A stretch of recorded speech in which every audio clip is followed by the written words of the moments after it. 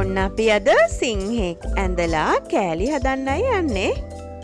ඉස්සෙල්ලම අපි සිංහයාගේ වට මේ විදිහට ලකුණු කරගෙන සිංහයාව ඇඳ ගන්නවා.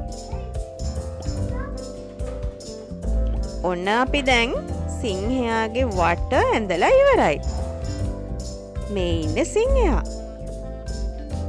දැන් අපි ආව ලස්සනට මෙන්න මේ විදිහට පාට කරගන්නවා.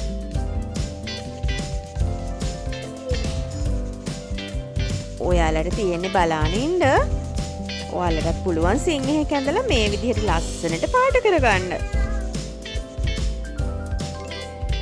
ඔව් අපි දැන් සිංහයා පාට කරලා ඉවරයි. දැන් අපි යාගේ කෑලි ටික හදන්න යන්නේ. ඔන්න අපි ඉස්සෙල්ලම සිංහයාගේ මූණ හදනවා. එයාගේ කොණ්ඩේ, ඊට පස්සේ සිංහයාගේ කකුල්, වලිගය.